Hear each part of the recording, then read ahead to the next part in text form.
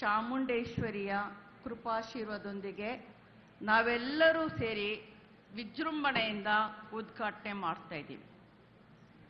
ನಾನು ಈಗಾಗಲೇ ಒಂದು ಸಂದರ್ಶನದಲ್ಲಿ ಹೇಳಿದ್ದೆ, ನನ್ನ ಗೆಳತಿ ಒಬ್ಬರು ನನ್ನ ಬುಕ್ಕರ್ ಸಂದರ್ಭದಲ್ಲಿ ಚಾಮುಂಡೇಶ್ವರಿ ದೇವಸ್ಥಾನಕ್ಕೆ ನನ್ನನ್ನು ಕರ್ಕೊಂಡು ಬರ್ತೀನಿ ಅಂತ ಹರಕೆ ಹೊತ್ತಿದ್ರು. ನನ್ನ ಆಪ್ತ ಗೆಳತಿ ಯಾಕೆ, ನನಗೆ ಹೋಗಲಿಕ್ಕೆ ಸಾಧ್ಯ ಆಗಲಿಲ್ಲ ಕಾರಣಾಂತರಗಳಿಂದ. ಆದರೆ ಈ ಒಂದು ವಿಶಿಷ್ಟ ಸನ್ನಿವೇಶದಲ್ಲಿ ನನ್ನನ್ನು ಕರ್ನಾಟಕದ ಸರ್ಕಾರದ ಮೂಲಕ ಆಹ್ವಾನ ಮಾಡಿ ತಾಯಿ ಚಾಮುಂಡಿ ಕರೆಸ್ಕೊಳ್ತಾ ಇದ್ದಾಳೆ ಅಂತ ಹೇಳಿದೆ.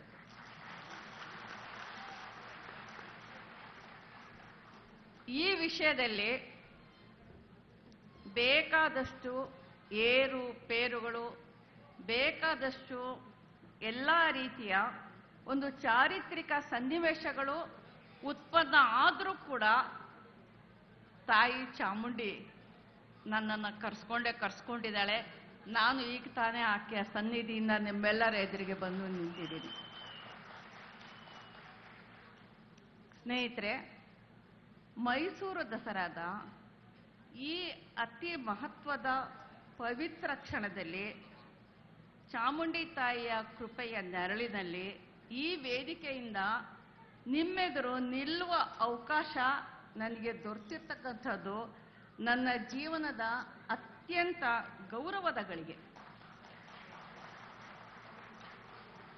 ದಸರಾ ಅಂದರೆ ಇದು ಕೇವಲ ಹಬ್ಬ ಮಾತ್ರವಲ್ಲ, ಇದು ಈ ನಾಡಿನ ಒಂದು ನಾಡಿ ಮಿಡಿತ, ಸಂಸ್ಕೃತಿಯ ಉತ್ಸವ, ಎಲ್ಲರನ್ನೂ ಒಳಗೊಳ್ಳುವ ಗಳಿಗೆ ಮತ್ತು ಸಮನ್ವಯದ ಮೇಳ.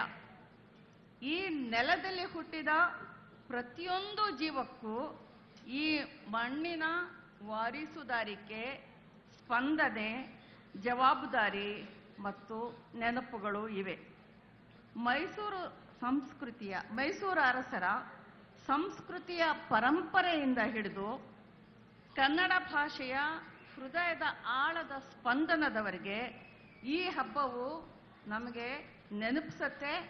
ಏನು ಅಂದರೆ, ಸಂಸ್ಕೃತಿ ಎಂದರೆ ಬೇರೆ ಬೇರೆ ಧ್ವನಿಗಳ ಸಂಗಮ, ವಿಭಿನ್ನತೆಯಲ್ಲೇ ಏಕತೆಯ ಸುಗಂಧ.